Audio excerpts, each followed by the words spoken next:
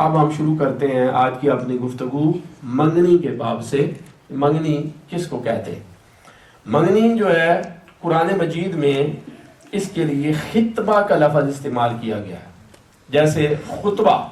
منگنی کا تعریف کیا ہے کہ کسی مخصوص عورت کے ساتھ نکاح کی رغبت کا اظہار کرنا منگنی کہلاتا ہے، اور اس منگنی کے لیے اس عورت کو یا اس کے سرپرست کو نکاح کا پیغام دینا، اس کو منگنی کہتے ہیں۔ قرآن مجید نے اس کے لیے خطبہ کا لفظ استعمال کیا ہے، جیسے یہ سورہ بقرہ، اس کی آیت نمبر 235 ہے آپ کے سامنے، سورہ بقرہ کی آیت نمبر 235 ہے، وَلَا جُنَاحَ عَلَيْكُمْ فِي مَا أَرَّدْتُمْ بِهِ مِنْ خِطْبَةِ النِّسَاءِ۔ یہ خطبہ کا لفظ قرآن پاک میں استعمال ہوا، اور تم پر اس بات میں کوئی گناہ نہیں کہ دوران عدت بھی ان عورتوں کو اشارتاً نکاح کا پیغام دو۔ تو منگنی کا مطلب ہوتا ہے پیغام دینا۔ خطبۃ النکاح کا مطلب ہے اشارے اور کنایے کے ذریعے یا صریح الفاظ میں لڑکی سے خود یا اس کے والدین سے اس کا ہاتھ مانگنا، اس کو پیغام نکاح دینا، اس کو خطبہ کہتے ہیں۔ آقا علیہ الصلوۃ والسلام نے خود منگنی کی، حضرت عائشہ صدیقہ رضی اللہ تعالی عنہا ان کو شادی کا نکاح بھیجا، جیسے صحیح بخاری کے اندر ہے۔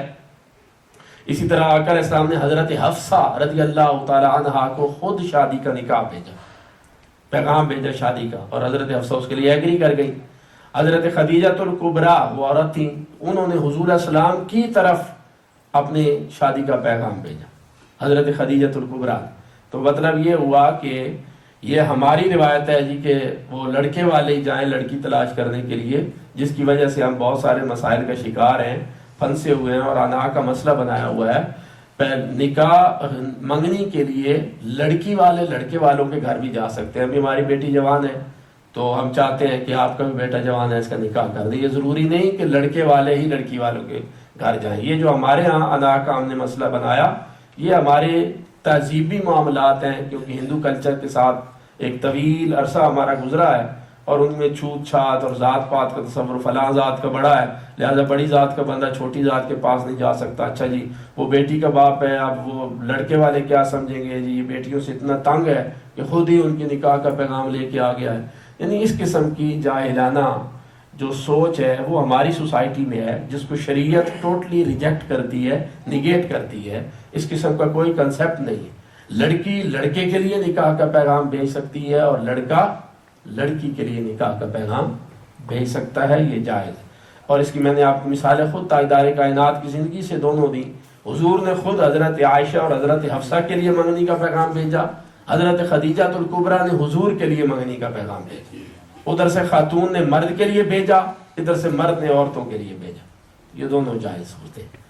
تو یہ جو منگنی ہوتی ہے یہ کبھی انسان خود بھی کر سکتا ہے، پیغام نکاح خود دلہا دلہن کے لیے دے سکتا ہے، جو آگے دلہن بننے جا رہی ہے خود عورت کو پیغام دے سکتا ہے۔ اور صحابہ کرام اور حضور کے زمانے میں طریقہ ہی یہ تھا، یعنی خود لڑکا جو ہے وہ پیغام نکاح، یا لڑکی بالغ ہوتی تو اس کو دیتا یا اس کے والدین کو دیتا۔ صحابہ کی زندگی میں یہ تھا۔ ہمارے ہاں کچھ ہماری اپنی رسوم اور رواج ہیں، میں برا نہیں کہتا، اچھا ہے، اس میں بھی شرم و حیا کے پہلو کو سامنے رکھا گیا ہے کہ والدین کے ذریعے اگر یہ چیزیں مینج ہو جائیں تو زیادہ اچھا ہوتا ہے کہ والدین کا اعتماد اولاد کے اوپر قائم رہتا ہے، اور والدین کے حقوق اس سے پورے ہوتے ہیں۔ یہ اچھی چیزیں ہیں، بری نہیں، لیکن اس کو اتنا اوپر لے جانا کہ بیٹیاں جوان ہو رہی ہیں، ان کے سروں کے بال سفید ہو رہے ہوں، اور انا کا مسئلہ بنا کے بندہ ارد گرد ان کی نکاح شادیاں نہ کروائے، تو شریعت نے اس سے ناجائز اور حرام قرار دیا۔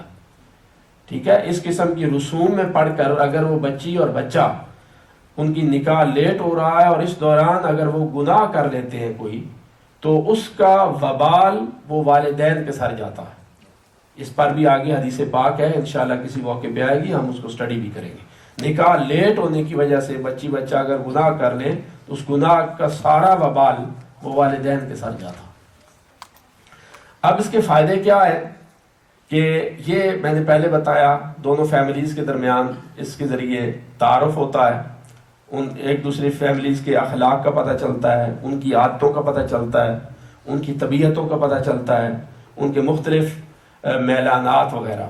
کس طرف جھکاؤ رکھتے ہیں، دین کی طرف جھکاؤ رکھتے ہیں یا دنیا کی طرف جھکاؤ رکھتے ہیں، دین کے اندر کیسے ہیں، ان کے سورسز آف انکم کیا ہے، ان کے جاب کے ذرائع کیا جاب کرتے ہیں یا کاروبار ہے اگر کون سا کاروبار کرتے ہیں، ان کا پیشہ کیا ہے، ان چیزوں کا پتہ چلتا ہے منگنی کے اندر. اور اخلاق و عادات کا، طبیعتوں کا، یہ ساری چیزوں کو جاننا اور پرکھنا ہمارے لیے آسان ہو جاتا ہے. اس کا مطلب یہ نہیں ہے کہ نکاح سے پہلے منگنی کرنا فرض یا واجب ہے، یہ جائز ہے، سنت ہے کہ پہلے کر لے. ایک ٹائم ڈیوریشن آپ کو مل جاتا ہے اگر منگنی پہلے کرے، اور اس ڈیوریشن کے اندر آپ دونوں خاندانوں کو قریب جا کر بڑی اچھی طرح سے دیکھ سکتے ہیں. اگر فوری طور پہ نکاح کرے تو اتنے قریب جا کر بہت سارے معاملات میں دونوں فیملیز کو دیکھنے کا موقع نہیں ملتا، جس کے آفٹر شاکس جو ہیں وہ پھر میاں بیوی کی زندگی میں نظر آتے ہیں. وہ ذہنی ہم آہنگی نہیں ہوتی دونوں طرف، جس کی وجہ سے دونوں کے درمیان بنتی نہیں، میاں بیوی کے جھگڑے، خاندانوں کی لڑائیاں، پھر اس قسم کے معاملات شروع ہو جاتے ہیں. اگر پہلے یہ چیزیں اچھی طرح سے دیکھ لی جائیں منگنی کے دوران ہی، تو بہت ساری چیزوں سے انسان آگے چل کے فیصلہ لیتے ہوئے بچ جاتا ہے. منگنی کرنے سے پہلے اسے بہت ساری چیزوں کا علم ہو جاتا ہے، اور یہی منگنی کا اصل مقصد بھی ہے کہ غلط فیصلے سے بندہ بچ جاتا ہے.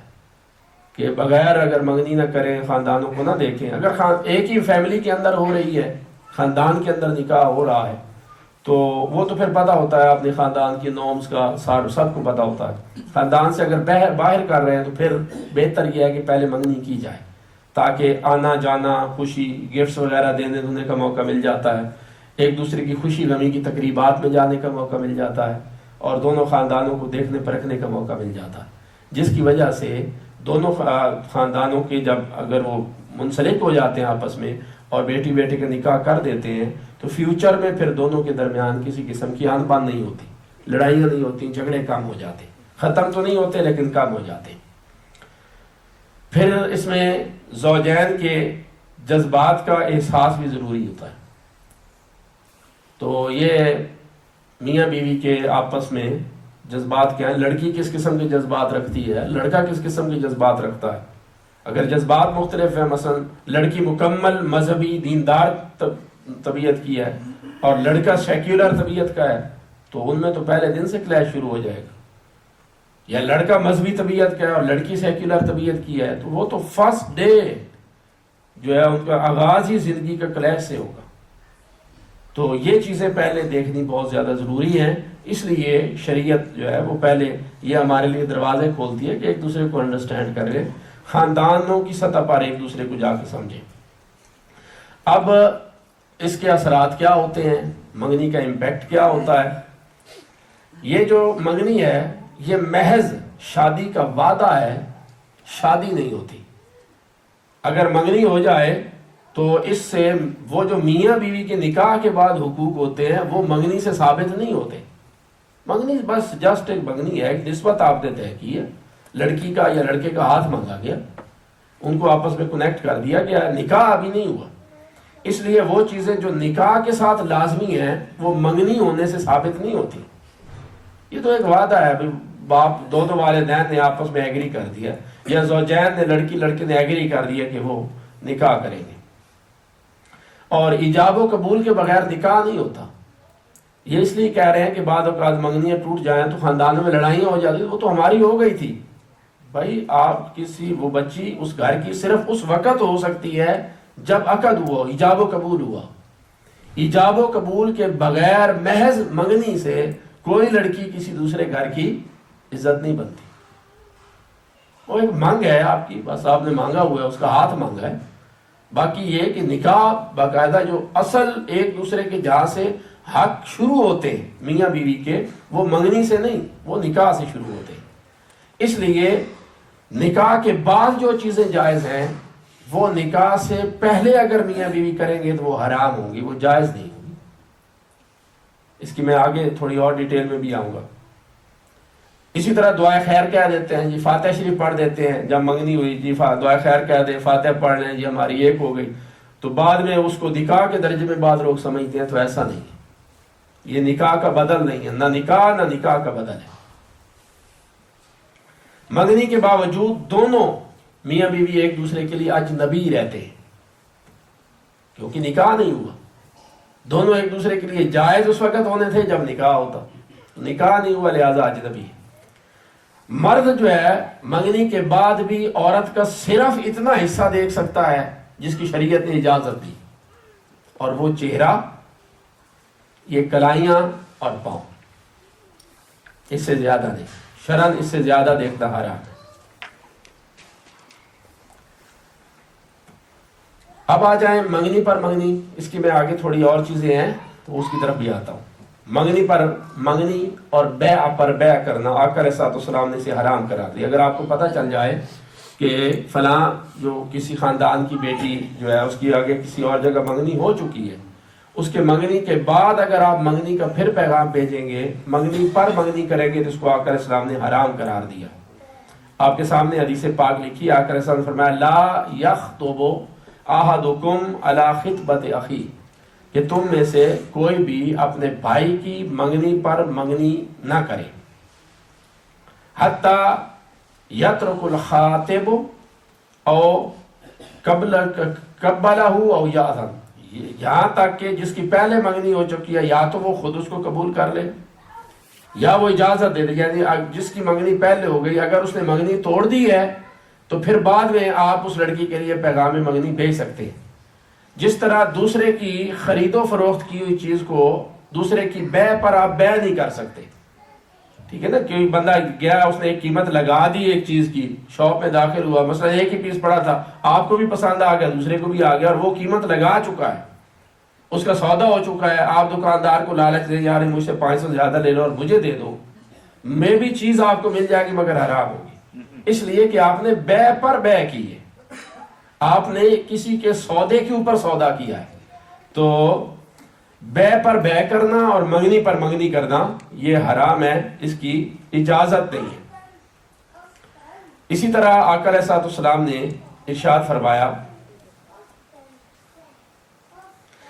کہ یہ جو منگنی ہے، یہ ایک حدیث ہے کہ اگر کسی کی منگنی پہلے ہوئی نہیں ہے، محض کسی عورت کی طرف کسی فیملی نے صرف ابھی ہاتھ مانگا ہے اور انہوں نے ہاں نہیں کی، تو اس پھر لڑکی کے لیے بے شک 10 مزید فیملیز بھی جا کے اس کا ہاتھ مانگ لیں، وہ جائز ہے.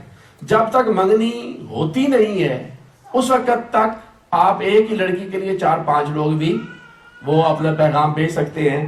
جیسے عمر بن حفص بن مغیرہ جو ہے، انہوں نے جب فاطمہ بنت قیس کو طلاق دے دی، فاطمہ بنت قیس حضور کی صحابیہ ہیں، ان کے شوہر نے جب ان کو طلاق دے دی تو ان کو سیم ٹائم کے اندر حضرت امیر معاویہ نے بھی پیغام نکاح بھیجا، حضرت جہم بن حذافہ نے بھی بھیجا اور اسامہ بن زید نے بھی بھیجا. چونکہ آگے منگنی نہیں ہوئی تو جسٹ پیسے میسج بھیج رہے ہیں میرے ساتھ کر لو، میرے ساتھ نکاح کر لو، میرے ساتھ، وہ جائز ہے. اور اگر وہ لڑکی یا اس کا خاندان کسی ایک جگہ پہ ہاں کر دے